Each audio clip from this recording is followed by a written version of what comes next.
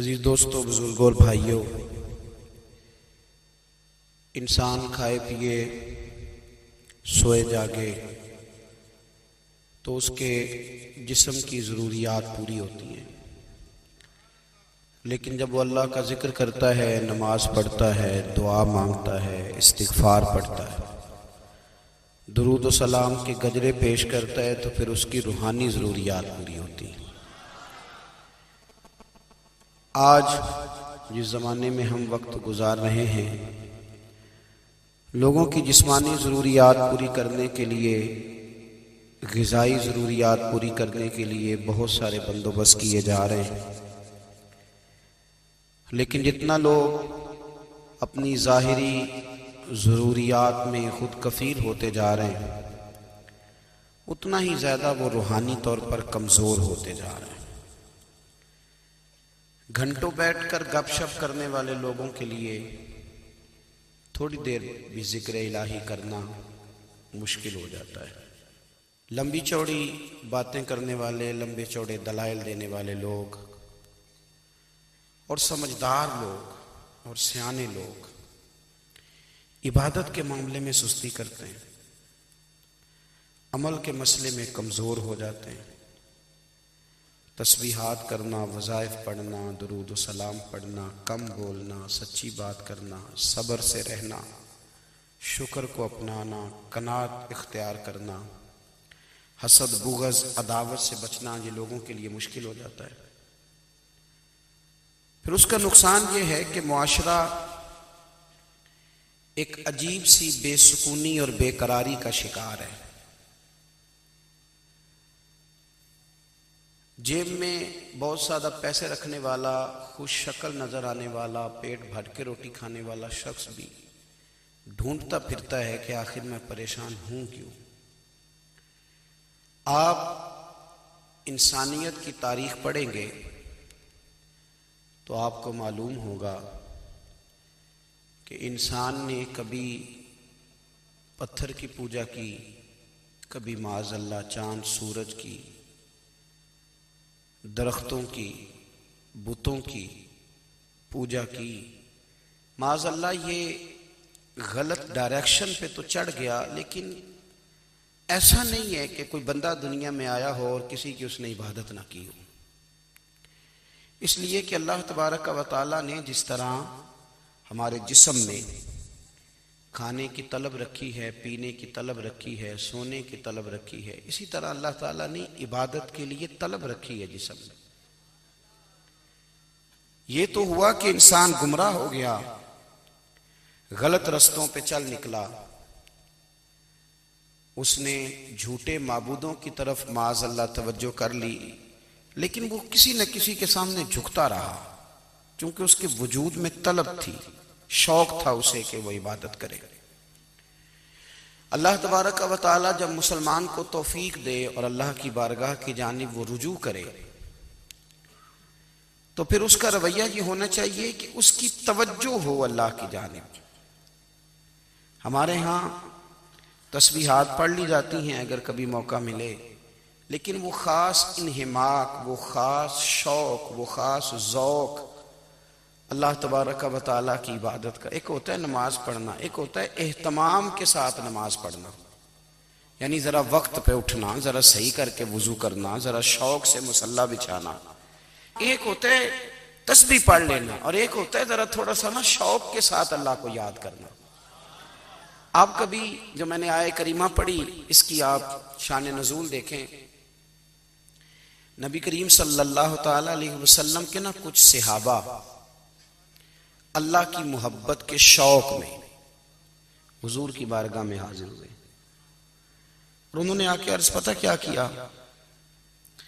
अर्ज करने लगे, या रसूल अल्लाह सल्लल्लाहु ताला अलैहि वसल्लम, सालों बीत गए हैं सजदे करते हुए, हुजूर सालों बीत गए हैं तस्बीह पढ़ते हुए, सालों बीत गए कहते हुए कि सुबहान अल्लाह वो पाक है, हमें सालों बीत गए ये कहते हुए कि अल्लाह अकबर वही सबसे बड़ा है, सालों बीत गए कहते हुए कि अल्हम्दुलिल्लाह सारी तारीफें अल्लाह के लिए, सालों बीत गए उसकी तस्बीह करते, तहलील करते, तकबीर कहते।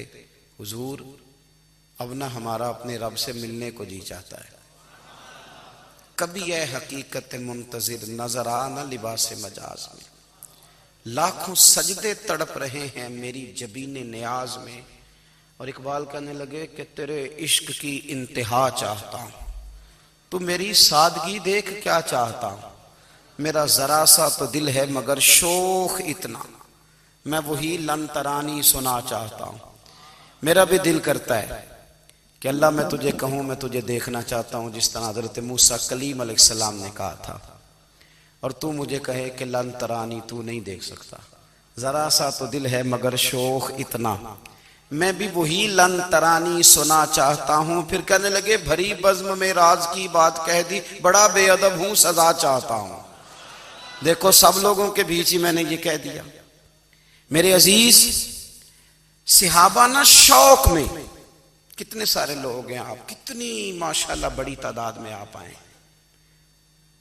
हम भी कभी इस शौक में गए हैं कि हमारे रब को देखने को दिल चाहता है, हमारा जी चाहे वो कभी हमें मिले, हम कभी उसकी जियारत करें, उसकी बारगाह करम में हम हाजिर हों। सिहाबा ने अर्ज किया या रसूल अल्लाह सल्लल्लाहु अलैहि वसल्लम, हमारा रब कहाँ है? हमारा ना अपने रब को देखने को जी चाहता है। जब सिहाबा ने यह अर्ज किया तो अल्लाह ने कुरान मजीद नाजिल किया, फरमाया वइज़ा सअलका इबादी अन्नी फइन्नी करीब। महबूब, जब मेरे बंदे आपकी बारगाह में आके मेरे बारे में पूछे ना, तो उनसे कह देना मैं उनके करीब ही हूं, करीब ही हूं। दलील क्या है? आई इजादान, ये जब भी मुझसे दुआ मांगेंगे मैं इनकी दुआओं को कबूल फरमाऊंगा। मैं इनके करीब हूं, मैं इनके करीब हूं। ये जब भी दुआ मांगेंगे ना मैं कबूल करूंगा, मैं इनके करीब हूं। अल्लाह तबारक व तआला के बंदे अल्लाह से मोहब्बत करते, रब की बारगाह में झुकते, उसको अपने दुख सुनाते, उसके प्यारे महबूब सल्लल्लाहु तआला अलैहि वसल्लम का वसीला लेके उसके हुजूर हाजिर हो जाते, पेशानियां सजदों से रोशन होती। हम ना हर चीज के लिए वक्त निकालते हैं, हर चीज के लिए, लेकिन इबादत के लिए वक्त नहीं निकालते। हर शय आबाद है, हर शय। हमारी फेसबुक भी आबाद है, व्हाट्सएप भी आबाद है, हमारे ट्विटर भी आबाद हैं, हमारी हर चीज आबाद है। सबसे कम आबाद हमारा मुसल्ला रह गया है, सबसे कम। वो लोग अब ढूंढने से मिलते हैं जिनकी बगल में मुसल्ला होता था। मेरे भाई, आप कितना को दुनिया के पीछे भागोगे, थका देगी। कितना दौलत के पीछे भागोगे, थका देगी। आप जब अपनी जिंदगी में जमा तफरीक करोगे ना, तो मरते वक्त एहसास होगा कि सारा कुछ तो लोगों के लिए किया, अपने लिए तो कर ही कुछ नहीं सके। और हम इबादत के मामले में बहानेबाजी भी करते हैं। हम कहते हैं ओहो रिस्क कमाना भी तो इबादत ही है ना, तो मैं हलाल रोजी के लिए जा रहा हूं, ये भी तो इबादत है ना। मेरी तरह के लोग कह देते हैं कि मैं सवेरे उठ के मदरसे में कुछ असबाक देखता हूं तो ये भी तो इबादत है। मैं बयान करने के लिए मुताला करता हूं तो ये भी तो इबादत है ना।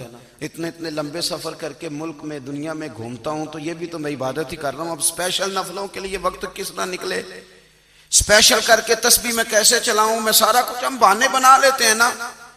मेरा सवाल ये है कि ये सारी बातें सहाबा को, नबी करीम को, दीगर लोगों को भी तो पता थी ना।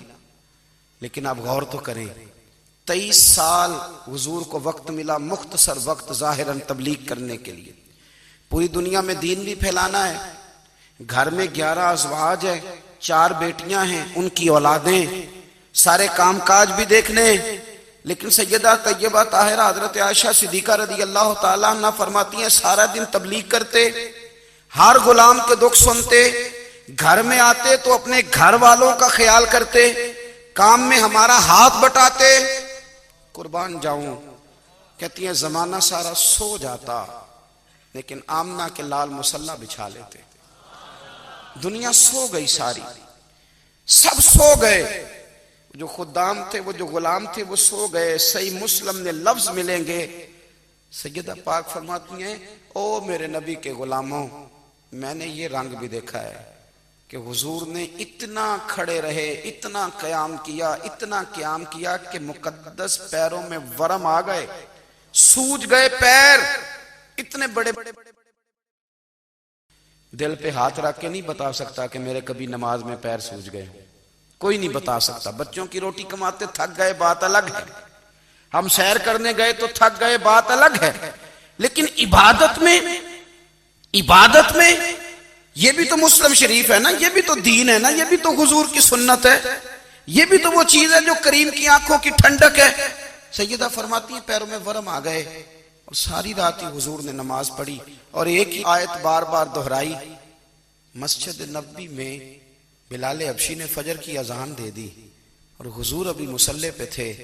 करीम फारिग हुए, मैंने अर्ज की या रसूल अल्लाह सल्लल्लाहु अलैहि वसल्लम, आपके तो सदके अल्लाह अगले पिछलों के गुनाह माफ करेगा, तो आप इतनी आहोजारी क्यों फरमाते हैं?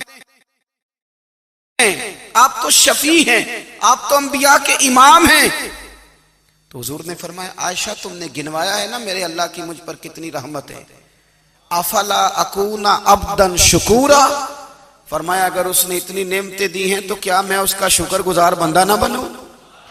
मैं शुक्रगुजार बंदा ना बनूं उसका? फिर अगर इतनी नेमतें उसने दी हैं, मुझे इतना नवाजा है, तो फिर मैं उसके सामने सजदे ना करूं? ओ मेरे भाई, बड़े काबिल फख्र लोग हैं हम कि हम नबी पाक के गुलाम हैं। हम काबिल फख्र हैं कि नबी करीम के गुलाम हैं। क्या कभी इस गुलामी के शुक्राने में भी दो नफल पढ़े कि या अल्लाह तेरा शुक्र है तूने हमें हुजूर का गुलाम बनाया? याद रखें कि अपनी रूहानी जिंदगी को आबाद करें, इस्तिगफार पढ़ें, तस्बीहात करें। हजरत अब्दुल्ला इब्ने उमर रदी अल्लाह ताला अन्हु, हजरत उमर के साहिबजादे, मक्का मुकरमा में उनकी कब्र है। मैंने जब उन्हें पढ़ा तो मुझे उनसे बड़ा प्यार हो गया। लेकिन आपको पता है वहां जाके किसी शख्स का मज़ार तलाश करना या पूछना एक मुश्किल काम होता है। तो एक दफ़ा मैं मक्का शरीफ में हाजिर था, तो एक गाड़ी वाला ड्राइवर मुझे कहने लगा कि मौलाना मैं आपको जानता हूँ, मुझे आपसे मोहब्बत है, एक बात बताऊँ आपको। मैंने कहा बताओ। कहने लगे हज़रत अब्दुल्ला इब्ने उमर की कब्र देखनी है। मैंने कहा ये तू नहीं कह रहा, ये किसी ने बंदोबस्त कराया है, ये अल्लाह ने तेरे दिल में बात डाली है, ये हो गया तू ले चल मुझे। हजरत अब्दुल्ला इब्ने उमर को नबी पाक ने फरमाया राजुलुन सालिह, ये नेक बंदा है, ये मुत्तकी आदमी। हजरत अब्दुल्ला इब्ने उमर रदी अल्लाह ताला अन्हु सैयदना फारूक आजम रदी अल्लाह ताला अन्हु के साहिबजादे हैं और इनकी हमशीरा सैयदा हफ्सा रदी अल्लाह ताला अन्हा हुजूर की ज़ौजा मोहतरमा। एक दिन अपनी हमशीरा से कहने लगे कि नबी करीम सल्लल्लाहु ताला अलैहि वसल्लम घर में आए ना, और अगर हुजूर गम उम्मत में परेशान ना हो, तबीयत को हशाश बशाश देखो, तो जरा पूछना तो सही हुजूर का मेरे बारे में क्या ख्याल है। पूछना तो सही कि करीम की बारगाह में मेरा क्या मकाम है, मेरे बारे में हुजूर क्या फरमाते हैं। अब बहन को काम बताए और बताए भी भाई, और फिर बहन वो काम ना करे, ये तारीख में होता नहीं। हजरत उमर फारूक रदी अल्लाह ताला अन्हु की साहिबजादी उम्मुल मोमिनीन रदी अल्लाह ताला अन्हा फरमाती हैं कि मैं तो बस मुंतजिर थी। उन्होंने तो कहा था ना कि अगर तुम हशाश बशाश देखो तो बात करना, लेकिन हुजूर तशरीफ लाए, मेरी बारी थी, मेरे घर तशरीफ लाए, खाना पेश किया तो फौरन मैंने अर्ज की हुजूर एक बात पूछनी थी। तो हुजूर ने फरमाया पूछिए। मैंने अर्ज की हुजूर मेरे भाई अब्दुल्ला इब्ने उमर के बारे में आपका क्या ख्याल है? नौजवानों मेरी बात पे गौर करना, मेरे भाई के बारे में आपका क्या ख्याल? तो नबी करीम सल्लल्लाहु ताला अलैहि वसल्लम ने मेरी तरफ देखा और फिर हुजूर ज़ेरे लब थोड़ा मुस्कुराए। और बरेली के इमाम कहते हैं कि हुजूर मुस्कुरा देते थे ना, तो जो बड़ा दुखी होता था वो भी हंस पड़ता था। अब सवाल पैदा होता था कि फिर तो उस मुस्कुराहट के लिए इंतजार करना पड़ता होगा कई कई महीने के हुजूर मुस्कुराएं तो रोने वाले हंसे। तो आला हज़रत फरमाते नहीं, इंतजार नहीं करना पड़ता, ये मुस्कुराते रहना तो हुजूर की आदत है। जिसकी तस्कीन से रोते हुए हंस पड़े, उस तबस्सुम की आदत पे लाखों सलाम। यानी ये तो आदत है हुजूर की मुस्कुराते रहना, इसके लिए इंतजार नहीं करना पड़ता। भाइयों आप ख्याल रखेंगे, गौर करेंगे। हजरत अब्दुल्ला इब्ने उमर रदी अल्लाह ताला अन्हु के बारे में पूछा तो सैयदा फरमाती हैं कि नबी करीम सल्लल्लाहु ताला अलैहि वसल्लम ना ज़ेरे लब मुस्कुराए और फरमाया हफ्सा तेरा भाई है तो अच्छा, लेकिन मैंने सुना है कि इशा की नमाज पढ़ता है तो फजर तक सोया ही रहता है। ओ नौजवानों, 10 बजे तक सोने की बात नहीं हुई, 9 बजे तक सोने की बात नहीं हुई, 11 बजे उठने की बात नहीं। हुजूर फरमाने लगे मैंने सुना है कि इशा की नमाज पढ़ के सो जाता है और फजर तक सोया ही रहता है। उसे चाहिए कि तहज्जुद के वक्त उठा करे, अल्लाह की बारगाह में हाजिर हुआ करे, आहोजारी करे, सजदे करे, इबादत करे। उठता है और फजर में जाके उठता है। हजरत जनाब अफसा रज़ी अल्लाह ताला अन्हा कहती है मैंने जनाब अब्दुल्ला इब्न उमर को पैगाम दिया और मैंने कहा मेरे जवान भाई सुन, नबी पाक ने फरमाया है तो अच्छा पर तहज्जुद में नहीं उठता, नफल नहीं पढ़ता। ओ मेरी मिल्लत के जवानों, मजा नहीं आ जाता जब सारी दुनिया सोई हो, सारी दुनिया, और बिस्तर भी गर्म हो और नींद भी पूरा गलबा कर रही हो, और अचानक घंटी बजे दिमाग में, आंख खुले, घड़ी पे नजर पड़े 3:30-4 बजे का पैगाम घड़ी बताए, और कोई चढ़ती जवानी वाला उठ के वुजू करे, और जब वो मुसल्ला खोल के बिछाए तो मदीने वाले महबूब कहते हैं कि हर नमाज पे रब सवाब देता है, और जो उठ के तहज्जुद की नमाज पढ़े उसे देख के तो रब मुस्कुराता है। जो उसकी शान के लायक है, जो उसकी शान के लायक, वो मुस्कुराता है, खुश होता है कि मेरा बंदा तहज्जुद में उठ गया, वो मुस्कुराता है। काश हमारी सुबहें कभी अपने मालिक के नाम हो जाएं। काश के सुबह हजरत अबुल हसन रहमतुल्लाह ताला अलैह हजरत माज इब्ने जबल रदी अल्लाह ताला अन्हु के पास बैठा करते थे। फरमाते हैं उनसे जो प्यार बढ़ा तो फिर मेरा मुसल्ले से भी बढ़ गया। ताबिएं फरमाते हैं सहाबी रसूल से मोहब्बत हुई तो जिक्र से भी हो गई, फिर दुरूद शरीफ से भी हो गई। मोहब्बत उनसे बढ़ी तो फिर अल्लाह ने मस्जिद का प्यार भी बढ़ा दिया। आप फरमाते हैं कि मेरी हर वक्त तबीयत चाहती थी कि बस अल्लाह अल्लाह करूं, बस अल्लाह अल्लाह करूं, बस ना मैं जरा थोड़ी जान छुड़ाऊं लोगों से, कुछ 10 मिनट मिले तो मैं कुछ 4 नफल पढ़ लूं, मैं थोड़ा सा ना बचूं लोगों से, और मुझे तस्बीह मिले तो मैं ना कुछ 400-500 दफा इस्तिगफार पढ़ूं, सुभान अल्लाह, अल्हम्दुलिल्लाह, अल्लाहु अकबर, ला हौला वला कुव्वता इल्ला बिल्लाह, मैं ना तस्बीहात पढ़ूं। फरमाते हैं कि बच्चे थे घर में 6-7, गुर्बत थी, काम मिलता कोई नहीं था, और मैं काम चोर नहीं था, काम ढूंढता था, पर अल्लाह की कुदरत के काम नहीं मिलता था। फरमाते हैं कि मैंने एक दिन अपनी अहलिया से कहा कि आज मैं फिर जाता हूँ काम ढूंढने, तो मेरी बीवी बड़ी फर्मा बरदार थी, पर उस दिन ना गुर्बत के हाथों तंग आके कहने लगी आज ना कोई तू चीज लेके आया, तो मुझसे बच्चों की भूख नहीं देखी जाती। ये सब रोगां दा रोग मुहम्मद जिसदा नाम गरीबी, कंड बुला के लंघ जाते नहीं दोस्त यार करीबी। आज ना कुछ लेके आया तो मैं बच्चे लेके चली जाऊंगी। शेख फरमाते हैं कि मैं बड़ा परेशान घर से निकला, पर मैंने सुबह से लेके जोर तक काम ढूंढा, काम मिला कोई नहीं। तो मेरे दिल में ख्याल आया चलो काम नहीं मिलता तो अल्लाह अल्लाह तो करे ना, चलो बंदों की मजदूरी नहीं मिलती तो रब करीम की इबादत ही करते हैं। फरमाते हैं कि मैंने ना फुरात के पानी से वुजू किया, नहर के, शदीद धूप थी, साथ रेत थी और रेत तप रही थी। मैंने अपना रुमाल वहीं मुसल्ला के तौर पर बिछा लिया और फरमाते हैं कि जोर से लेकर असर तक नमाज पढ़ी, धूप भी पूरे जोर पे, पर मेरे सजदे का ज़ौक़ भी पूरे जोर पे। फरमाते हैं सूरज भी चमक रहा है और रब की इबादत का ज़ौक़ भी पूरे जोर पे। मैं सजदा करूं तो फिर मेरा उठाने को जी ना चाहे।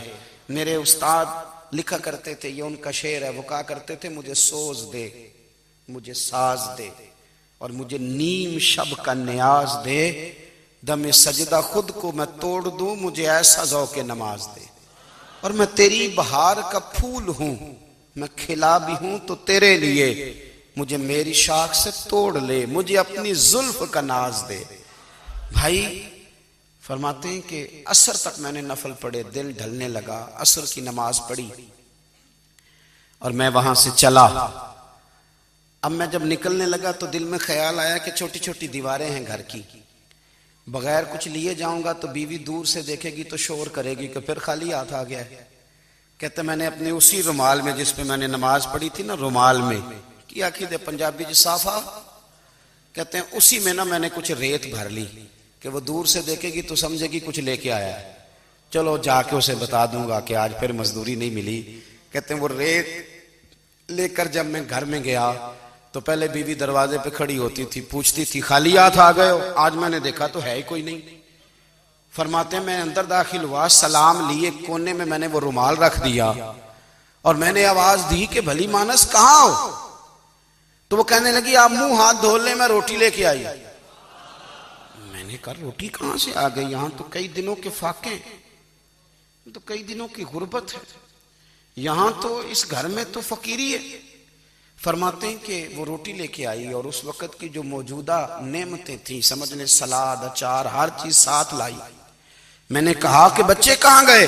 कहने लगी वो खाना खा के खेलने गए, आप खाना खा लें आ जाते। खाना उसने चुन दिया। मैंने हैरत अंगेज लहजे में सारी नेमतें अपने दस्तरखान पे देख करके बीवी से पूछा ये कहां से आया खाना? बच्चों को तूने कहां से खाना खिलाया? ये सारा कुछ कैसा है? तो कहने लगी पता नहीं आज आप किस करीम की मजदूरी करने चले गए थे, पता नहीं किस करीम की। मेरे घर में तो इतनी नेमतें आई हैं कि मुझसे संभाली नहीं जा रही, इतना अनाज है, इतना गंदुम है, किस करीम के दरवाजे आज चले गए थे? ये कहते कहते वो उठी और उठ करके कहने लगी पहले बड़ा कुछ आया था, अब क्या ले आए? और जा करके ना उसने वो रेत वाला रुमाल खोला। कहने लगे मैं तो लेके आया था रेत, तो मेरे रब ने उसे भी सोने और हीरे बना दिया था।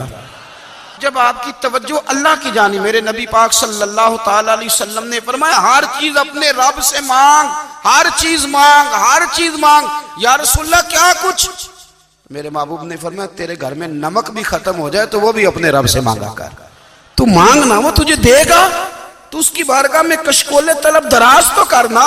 और तिरमिजी शरीफ में अजीब लफ्ज है, रसूल कायनात ने फरमाया, रब करीम फरमाता है जब मेरा बंदा हाथ उठाता है ना तो मुझे हया आती है कि मैं खाली कैसे लौटा दूं इसके।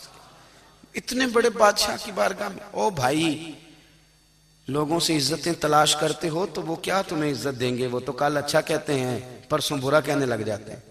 लोगों के सामने गुड बुक में आना चाहोगे तो वो तो सवेरे तुम्हारे बारे में कुछ कहेंगे, शाम कुछ और कहेंगे। अपनी रूहानी जिंदगी आबाद करें, अपने मुसल्ले को वक्त दें और दुनिया से छुप कर, इस मोबाइल को बंद करके और अपने आप से भी छुप के और तन्हा होके छुपा के सारा कुछ अपने आंसू अपने रब की बारगाह में पेश करें, उसके हुजूर हाजिरी दें। सुनो ना तिरमिज़ी की हदीस और इसे याद रखना। नबी पाक अलैहिस्सलाम ने फरमाया अपने दुख लोगों के सामने ना बयान करना, सेठों नवाबों को ना बताते फिरना, दुनियादारों के सामने जाके ना रोना कि मैं तकलीफ में हूं। फरमाया अगर दुनियादारों को दुख बताओगे रब तुम्हें कभी गनी नहीं करेगा। और लोग हैं कि उल्टा मजाक उड़ाएंगे। आपकी जिससे बड़ी पक्की यारी है ना, पक्की, वो तब तक पक्की है जब तक आपने 50,000 मांगा नहीं। और जिस वक्त आपने कह दिया कि मैं मजबूर हूं मेरी मदद कर, तो फिर खत्म हो गई दोस्ती। लोगों के ताल्लुकात आपके साथ तब तक हैं जब तक आप उनसे कोई जरूरत वाबस्ता नहीं करते। करीम महबूब फरमाने लगे बंदों के सामने दुख ना बयान करना, अल्लाह तुझे कभी गनी नहीं करेगा। तो अपने दुख अपने रब को बता, तू दुआएं मांग, तू उसकी बारगाह में हाजिर हो, तू उसके हुजूर अर्ज कर।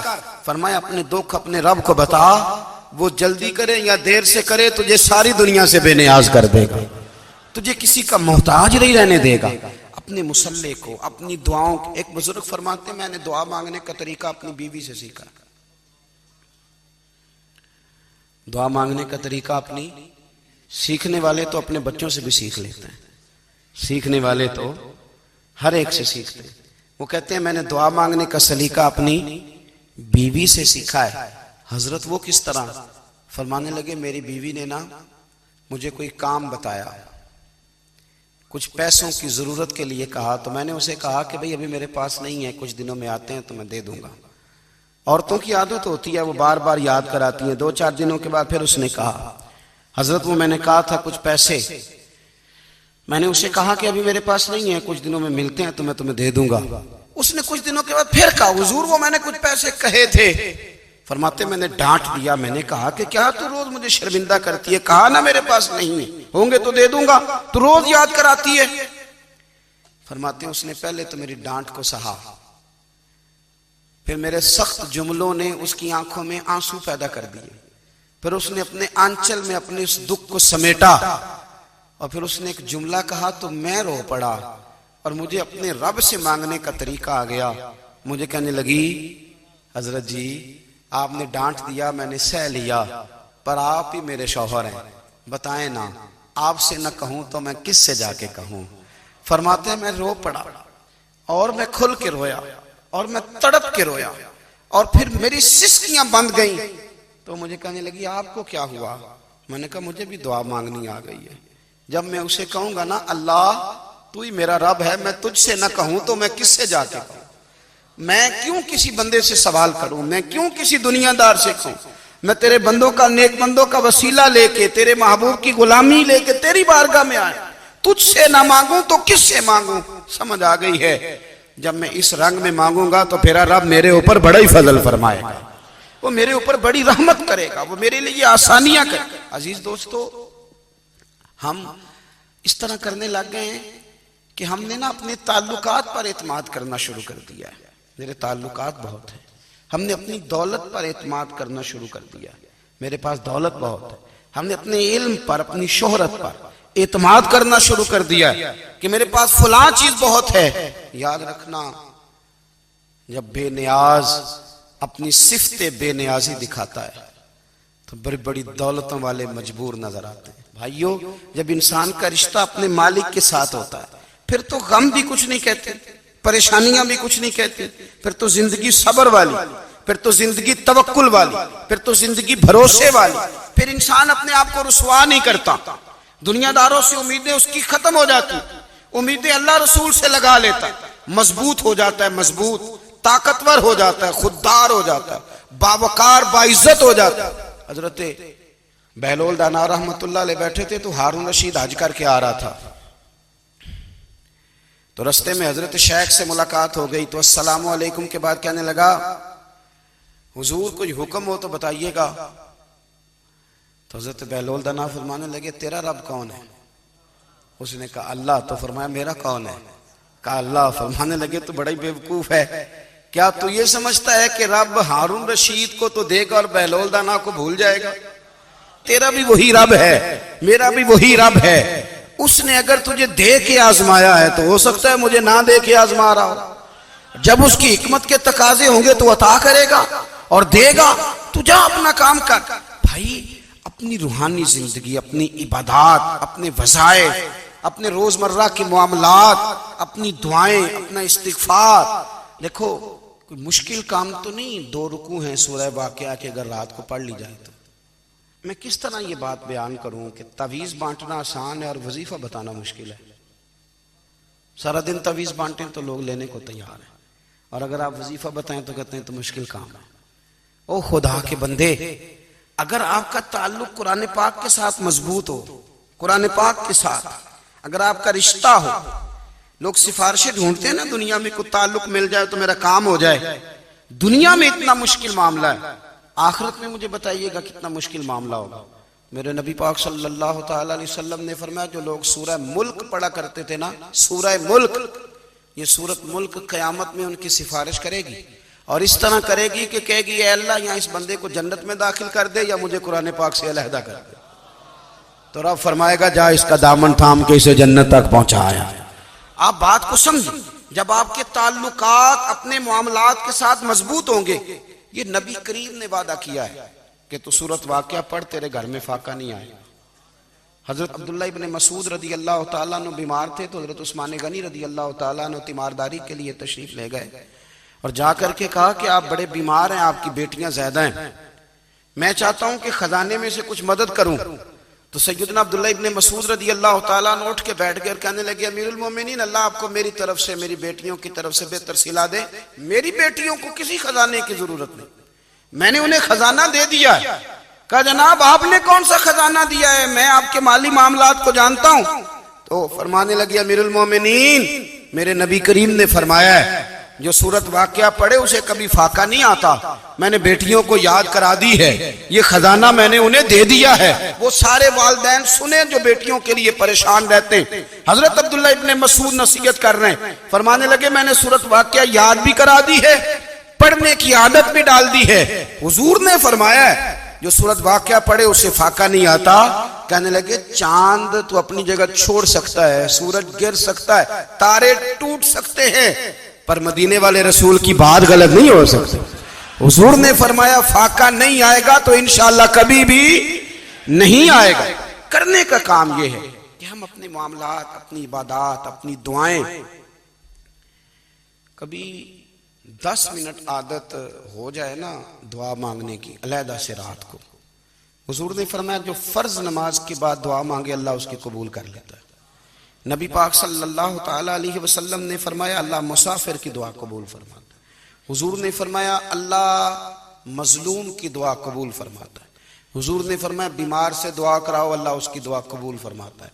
मेरे नबी पाक ने फरमाया माँ बाप जब भी औलाद के लिए हाथ उठाएं, वैसे तो बुल्ले शाह तो आसमानी उड़दियां ही फड़ दें, जेड़ा घर बैठा उन्होंने फड़िया ही नहीं। हुजूर फरमाने लगे माँ बाप जब भी औलाद के लिए दुआ फरमाएं अल्लाह उनकी दुआ को कबूल करता है। आप अपना ताल्लुक बनाएं दुआ के साथ, इबादत के साथ, मुसल्ले के साथ रिश्ता बनाएं, इस्तिगफार पढ़ें। सलाहुद्दीन अय्यूबी सलेबी जंगों में थे, रात को मस्जिद अक्सा में नमाज पढ़ी तो परेशान थे। एक बुजुर्ग से मुलाकात हुई तो वो कहने लगे कि आप बड़े परेशान हैं। कहने लगे हुजूर परेशान इसलिए हूं कि पहले ही मुसलमान कमजोर है, अब मैंने सुना है दुश्मन का एक बहरी बेड़ा वो जंगी सामान से भरा हुआ आ रहा है, तो अब उनके पास और तलवारें और नेज़े आ जाएंगे, मुसलमानों के पास पहले ही वसाइल की कमी है, परेशान हो किस तरह करके मुकाबला करेंगे। ये बात कहते ही सलाहुद्दीन अय्यूबी ने बुजुर्गों से कहा हुजूर आप भी दुआ करना, दुआ की बड़ी ताकत है। मेरे नबी पाक ने फरमाया दुआ मोमिन का हथियार है, दुआ मोमिन का, दुआ मोमिन का। हुजूर ने फरमाया तकदीर को स्वाए दुआ के कोई चीज नहीं बदल सकती। दुआ मोमिन का हथियार है, ये काफिर के पास कोई नहीं, ये हथियार है मोमिन का। अल्लाह करे आपको समझ आए, फिर सुने कई बार कह चुका हूं, ये हथियार है। काफिर के मुकाबले में जो तेरे पास सबसे बड़ा हथियार है वो दुआ है। दुआएं करानी छोड़ दी, करनी छोड़ दी, लेनी छोड़ दी। हजरत सैयदना अनस बिन मालिक रदी अल्लाह तआला अन्हु फरमाया करते थे मैंने वो रंग देखा है जब हुजूर दुआ मांगते थे और हुजूर की मुकद्दस आंखों में आंसू भी साथ ही बहा करते थे, मैंने वो अंदाज देखा। तो सलाहुद्दीन अय्यूबी बुजुर्ग से कहने लगे आप भी दुआ कीजिए, और खुद रोने लगे और सर सजदे में रख के रोने लगे और इशा से लेकर फजर तक रोए, खूब रोए। सुबह वो बुजुर्ग आए तो सलाहुद्दीन अय्यूबी का खूबसूरत और हंसता हुआ चेहरा देखा। कहने लगे आप बड़े खुश हैं, रात तो मैंने बड़े रोते हुए देखा था। तो कहने लगे हुजूर वो जो बहरी बेड़ा आ रहा था ना वो पानी में डूब गया है, अब वो नहीं आ रहा, अभी खबर आई है तो मैं बड़ा खुश हूं। बुजुर्ग कहने लगे उठ सीने से लग, और सोने के बाद वो बहरी बेड़ा पानी में नहीं डूबा, वो तेरे आंसुओं में डूब गया है। वो जो तू रात रोया है ना रब करीम की बारगाह में, तो वो डूब गया है। भाई अपना मुसल्ले का, इबादत का, वज़ाइफ का, अल्लाह अल्लाह का सिलसिला उसको मजबूत करें, अपनी दुआओं के ताल्लुक को मजबूत करें। दुआएं बड़े इनकलाब बर्पा कर देती हैं। हम थोड़े थोड़े ना जब से खुश्क हुए हैं ना, खुश्क, और मेरी तो जमात ही सूफिया की जमात थी, हम तो दाता अली अजमेरी की जमात से, हम तो ख्वाजा अजमेरी की जमात से, हम तो शेख अहमद फारूक सरहंदी की जमात से, हम तो सूफिया की जमात। हमारी जमात ने भी वो ताल्लुक जो हमारे बुजुर्गों ने बनाया था। बुजुर्ग अल्लाह के करीब कैसे जाता है? तो हमारे यहाँ ना बहुत सारे लोग कहते हैं जी नजर हो गई तो काम हो गया। भाई जो बुखारी मुस्लिम में तरीका है ना अल्लाह का कुर्ब पाने का, वो तो नफल है। नबी करीम अलैहिस्सलाम ने फरमाया बंदा नफलों के जरिए रब के करीब जाता है, और इतना करीब जाता है कि फिर अल्लाह उसकी जुबान बन जाता है, अल्लाह उसकी आंखें बन जाता है, कान बन जाता है, हाथ और पैर बन जाता है। तो ये तो इबादत है, ये तो अल्लाह की बारगाह की हाजिरी है जो आपको अल्लाह के करीब करेगी। तो अपने नमाज को अहमियत दे के अदा करें, नमाजें मोबाइल बंद करके अदा करें, देखे ना, कुछ लोग कहते हैं मुझे टाइम नहीं मिलता नमाज का, तो मैं कहता हूँ ये आपने बड़ी जुर्रत की बात की है। मुझे को मेरा पीर भाई कह देना मेरे पास टाइम नहीं है आपको मिलने का, तो मैं कहता हूँ आज के बाद आना ही ना। तू क्या समझता है, तू बहुत बड़ा आदमी है, तेरे पास टाइम नहीं है और हमें मिलने का टाइम, मौज कर। तो आपने अल्लाह रसूल को कह दिया टाइम नहीं। और अजीब फलसफा है ना, कहा जाए नमाज पढ़ने आओ तो कहते हैं कपड़े ठीक नहीं, और कहा जाए कि आओ जरा दावत पे चले तो कहते हैं 1 मिनट ठहर मैं कपड़े बदल के आया। नमाज के लिए कहा तो कहते ठीक नहीं, दावत के लिए कहा तो कहते मैं जरा तैयारी कर लूं, यूं जाना मुनासिब नहीं। ये मामला ठीक नहीं। रब तो फरमाता है कि जब तू मस्जिद में आ तो जीनत इख्तियार करके आ, खूब ज़ौक से दुआ मांगे, खूब शौक से नमाज पढ़े, खूब इस्तिगफार का मिजाज बनाए। आप लोगों के बीच रह के सुख हासिल करना चाहते हैं, लेकिन आपको पता है कई कई महीने गारे हिरा में रहना भी मदीने वाले महबूब का तरीका है। हर साल एतिकाफ बैठना अलग से, ये भी हुजूर का तरीका है। मस्जिद नबी के अंदर दरवाजा खुलता था नबी करीम का, पर घर के अंदर नफल पढ़े नबी पाक। और हुजूर फरमाते हैं कुछ नफल नमाज घर में भी पढ़ा करो, घर को कब्रिस्तान ना बनाओ। हमारा घर अल्लाह के जिक्र से आबाद होगा। अगर हम नमाज पढ़ेंगे ना, मैं जब सुन्नत पढ़ने के लिए घर में खड़ा होता हूँ तो मेरा जो 2.5-3 साल का बेटा है ना, वो भी मेरे साथ नमाज पढ़नी शुरू कर दे। उसे पता कोई नहीं नमाज क्या होती है, लेकिन वो भी ना सजदा ना भी करना है तो साथ लेट जरूर जाता है। पता चला बच्चे लेक्चर देने से नमाज नहीं पढ़ते, नमाज शुरू कर दें तो बच्चे भी शुरू कर देते हैं। हम जब परेशान होते हैं तो लेक्चर देते हैं, तो लेक्चर तो बाहर शायद चल जाए, घर में कैसे चलेगा? घर में तो अमल चलेगा।